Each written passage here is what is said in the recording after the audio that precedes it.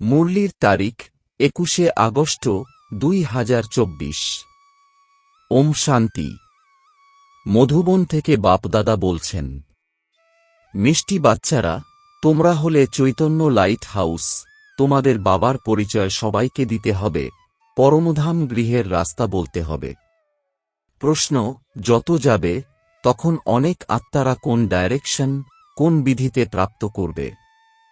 উত্তর, যত যাবে অনেকের এই ডাইরেকশন প্রাপ্ত হবে যে তোমাদের অর্থাৎ ব্রহ্মাকুমার কুমারীদের কাছে গেলে তারা বৈকুণ্ঠের প্রিন্স হওয়ার জ্ঞান প্রদান করবে। এই ইশারা তারা ব্রহ্মার সাক্ষাৎকারের দ্বারা প্রাপ্ত করবে। বেশিরভাগ ক্ষেত্রেই ব্রহ্মা আর শ্রীকৃষ্ণের সাক্ষাৎকার হয়ে থাকে। আদিতে যেমন সাক্ষাৎকারের পার্ট চলছিল, সেই রকমই অন্তিমে সেটাই চলবে। ওম শান্তি। আত্মাদের পিতা বাচ্চাদেরকে জিজ্ঞাসা করছেন, সবাইকে তো আর জিজ্ঞাসা করতে পারেন না। বাবা কন্যা নলিনীকে জিজ্ঞাসা করছেন যে এখানে কি করছ, কার স্মরণে বসেছ? বাবার। শুধুই বাবার স্মরণে বসেছ নাকি আর কিছু স্মরণে আসছে? বাবার স্মরণে তো বিকর্ম বিনাশ হবে, আর কি স্মরণ করছ? এটা তো বুদ্ধির কাজ। তোমাদের অর্থাৎ আত্মাদের নিজ নিকেতনে যেতে হবে, তাই পরমধাম গৃহকেও স্মরণ করতে হবে। আচ্ছা, আর কি করতে হবে? পরমধাম গৃহে গিয়ে কি বসে যেতে হবে? বিষ্ণুর যে সদর্শন চক্র দেখায়, এর অর্থ বাবা এখন বুঝিয়েছেন। অর্থাৎ আত্মার দর্শন হয় 84 জন্মের চক্রের, তাই সেই চক্র আবর্তন করার দরকার হয়। তোমরা জানো যে আমরা 84 জন্মের চক্র পূর্ণ করে পরমধাম গৃহে যাব। আবার সেখান থেকে আসবে সত্যযুগে পার্ট প্লে করতে। আবার 84 চক্র আবর্তিত হবে। বিষ্ণুর কোনো চক্র হয় না, সে তো সত্যযুগের দেবতা। বিষ্ণুপুরী বলো বা লক্ষ্মীনারায়ণের পুরী বলো, স্বর্গ বলো, স্বর্গে লক্ষ্মীনারায়ণের রাজ্য ছিল। কেউ যদি রাধাকৃষ্ণের বলে তো এটা ভুল করে। রাধাকৃষ্ণের রাজ্য তো হয় না, কারণ তারা দুজনে ভিন্ন ভিন্ন রাজ্যের প্রিন্স প্রিন্সেস ছিল। রাজ্যের মালিক তো আবার স্বয়ম্বরের পরে হবে। দেখো, এই যে বিষ্ণুর চক্র দেওয়া হয়েছে, সেই চক্র হল তোমাদের। তাই এখানে যখন বসো তো শুধুমাত্র শান্তিতে বসবে না, স্বর্গীয় উত্তরাধিকারকেও স্মরণ করতে হবে। এই চক্র হল সেই জন্য। বাবা বলেন, তোমরা লাইট হাউসও বলে চলে বেড়ানো লাইট হাউস। এক চোখে হল শান্তিধাম, এক চোখে হল সুখধাম। এই দুটিকে স্মরণ করতে হয়। স্মরণের দ্বারা পাপ খণ্ডন হয়। পরমধাম গৃহকে স্মরণ করলে সেখানে চলে যাবে। আবার চক্রকেও স্মরণ করতে হবে। এই সমগ্র চক্রের নলেজ তোমাদেরই আছে। 84 জন্মের চক্র চলেছে। এখন এই অন্তিম জন্ম হল মৃত্যুলোকে। নূতন দুনিয়াকে বলা হয় অমরলোক। অমর অর্থাৎ তোমরা সর্বদা জীবন্ত থাকো, তোমাদের কখনো মৃত্যু নেই। এখানে তো বসে বসে হঠাৎ করে মৃত্যু হয়ে যায়, রোগ হয়, ওখানে মরণের ভয় নেই, কারণ ওটা হল অমরলোক। তোমরা বৃদ্ধ হয়ে যাও, তবুও জ্ঞান থাকে আমরা গর্ভমহলে গিয়ে প্রবেশ করব। এখন গর্ভজেলে যাই, সেখানে তো গর্ভমহল হয়। সেখানে তো পাপ করে না যে শাস্তি ভোগ করতে হবে। পাপ তো এখানে করে, যে কারণে শাস্তি ভোগ করে বাইরে বের হয়তো আবার পাপ কর্ম শুরু করে দেয়। এটা হল পাপ আত্মাদের দুনিয়া। এখানে তো দুঃখই হয়, সেখানে দুঃখের নাম থাকে না। তাই এক চোখে শান্তিধাম, দ্বিতীয় চোখে সুখধাম রাখো। যদিও তোমরা জন্মজন্মান্তর জপতপ ইত্যাদি করে এসেছ, কিন্তু সেটা তো আর জ্ঞান হল না, সেটা হল ভক্তি। ওর মধ্যে কোনো যুক্তিও পাওয়া যায় না যে তোমরা ওরকমভাবে শতপ্রধান হতে পারো। কেউই জানে না। ব্যাস শুনেছে কৃষ্ণদেহ সহ ভগবানুবাচ। এটা হল গীতার শব্দ, যা পরে শোনানো হয়। এইরকম বলে না যে তোমরা এইরকম হও, শুধু পরে ভগবান ঐরকম বলে গিয়েছিলেন যখন পতিতকে পবিত্র করতে এসেছিলেন।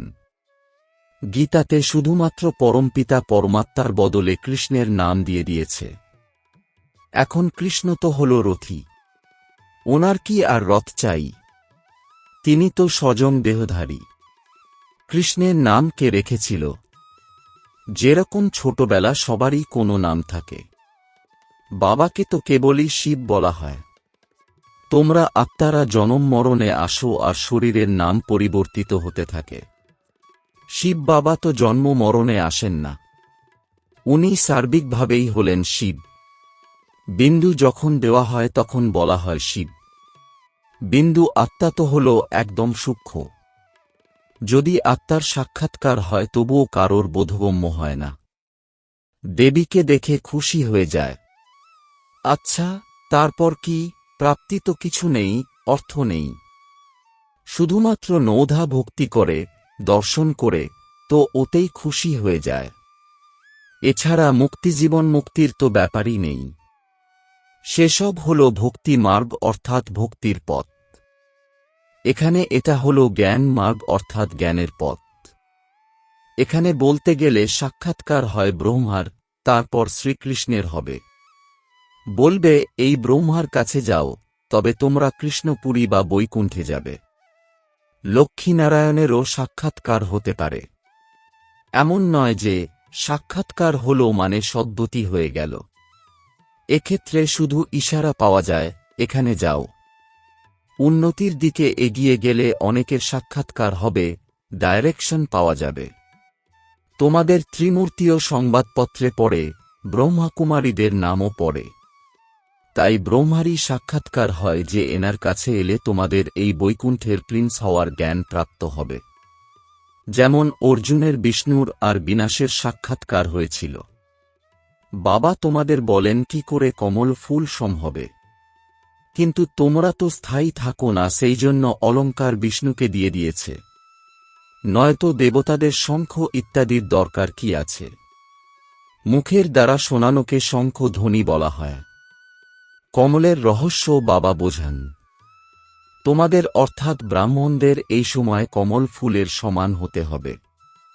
গদা হল 5 বিকার রূপী মায়াকে জয় করার। বাবা উপায় বলে দেন মামেকুম অর্থাৎ এক, আমাকে স্মরণ করলে তোমাদের বিকর্ম বিনাশ হবে। শ্রীমতে চলে পতিতপাবন বাবাকে স্মরণ করো। একমাত্র বাবা ব্যতীত পতিতপাবন দ্বিতীয় আর কেউ নেই। বাবা বলেন আমাকে ডাকেই এই জন্য যে আমাদের সবাইকে এই শরীর থেকে মুক্ত করে পবিত্র দুনিয়াতে নিয়ে চলো। তাই বাবাই এসে সকল আত্মাদেরকে পতিত থেকে পবিত্র করেন, কারণ অপবিত্র আত্মারা তো পরমধাম গৃহে বা স্বর্গে যেতে পারবে না। বাবা বলেন পবিত্র হতে চাও তো আমাকে স্মরণ করো। স্মরণের দ্বারাই তোমাদের পাপ খণ্ডিত হতে থাকবে। এটা আমি গ্যারান্টি করছি। ডাকে, হে পতিত পাবন এসো, আমাদের পবিত্র করে তুলে নূতন দুনিয়ায় নিয়ে চলো। তো যাবে কিভাবে? কত সোজা কথা বলেন। বাবার সহজ নলেজ আর সহজ কথা।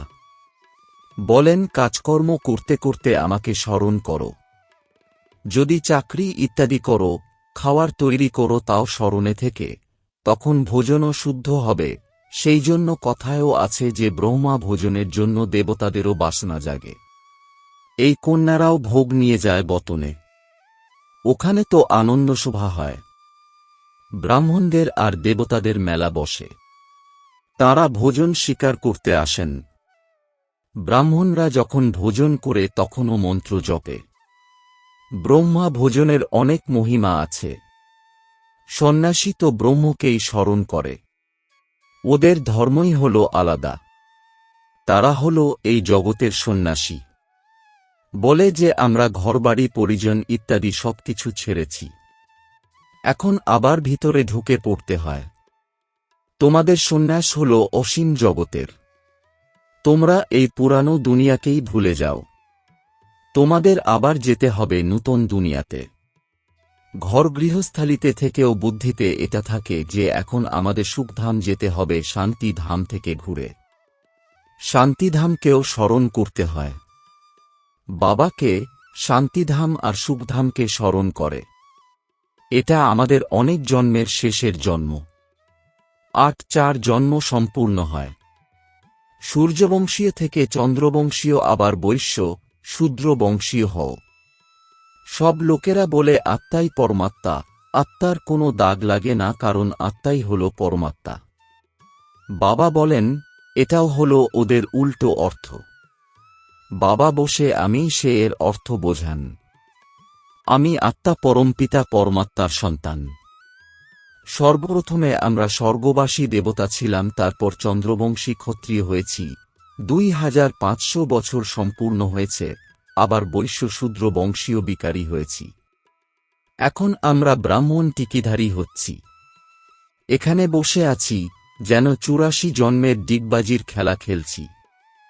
এই ডিগবাজিরও জ্ঞান আছে।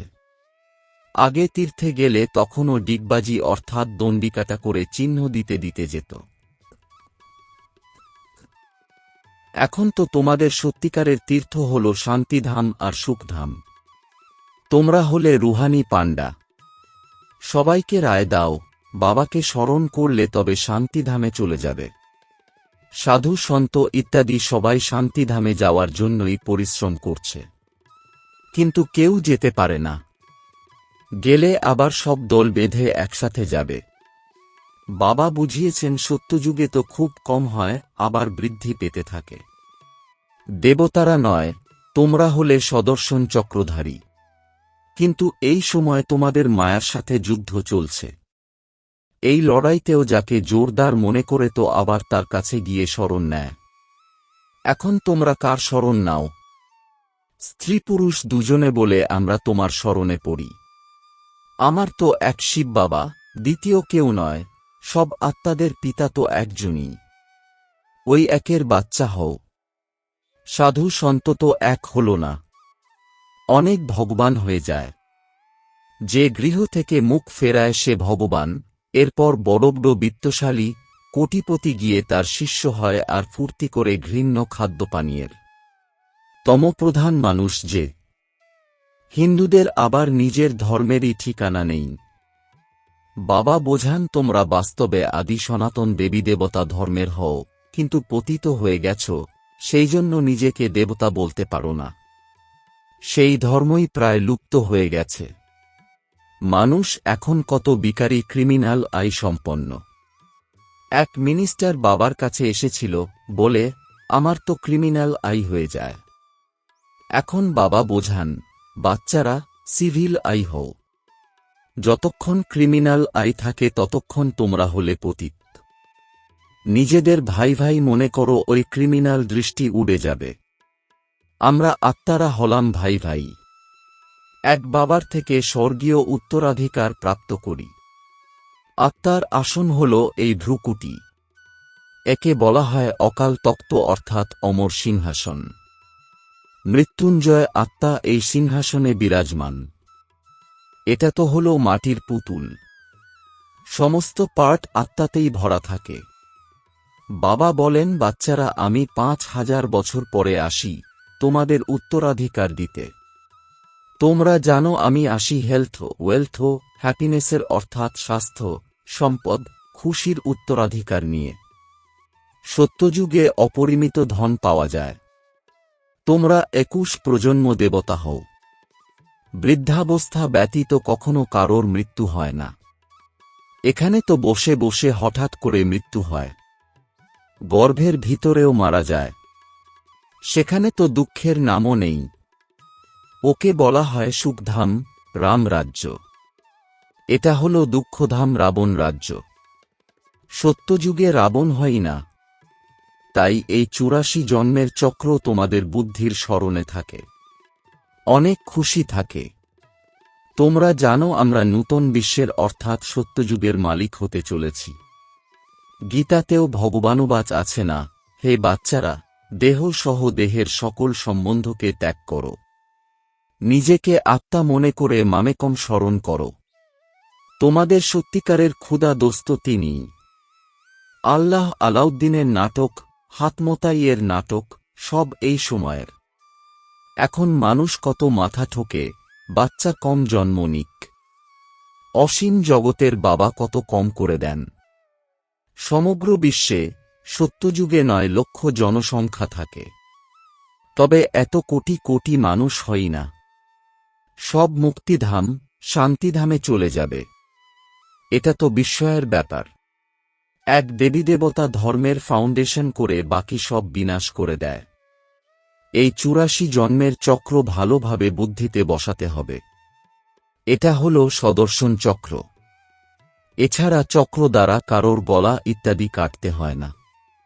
আবার শাস্ত্রে কৃষ্ণকে নিয়ে হিংসক কথা বলে দিয়েছে, সবাইকে সদর্শন চক্র দ্বারা মেরেছে। এটাও গ্লানি হল যে কত হিংসক করে দিয়েছে। তোমরা ডবল অহিংসক হচ্ছ। কাম কাটারি করা এটাও হিংসা হল। দেবতাদের তো পবিত্র বলা হয়। যোগবলের দ্বারা যখন বিশ্বের মালিক হতে পারে, তো যোগবলের দ্বারা বাচ্চার জন্ম কেন হতে পারে না? সাক্ষাৎকার হয় এখন বাচ্চা হবে। বাবা তো মনে করেন এখন এই পুরানো শরীর ছাড়ব আর গোল্ডেন স্পুন ইন মাউথ অর্থাৎ মুখে সোনার চামচ। তোমরাও মনে করো আমরা অমর লোকে জন্ম নেব, তো গোল্ডেন স্পুন ইন মাউথ হবে। গরিব প্রজাও যে দরকার। দুঃখের কোনো কিছু সেখানে হয় না। প্রজার কাছে কি আর এত ধন দৌলত ইত্যাদি থাকে? তবে হ্যাঁ, সুখ থাকবে, লম্বা আজু হবে। রাজা রানী বিত্তশালী প্রজা সব যে দরকার। আচ্ছা, মিষ্টি মিষ্টি প্রশিক্ষার্থী বাচ্চাদের মাতাপিতা বাপদাদার স্মরণসহ স্নেহসুমন আর সুপ্রভাত। আত্মিক পিতার আত্মিক বাচ্চাদেরকে জানাচ্ছি নমস্কার।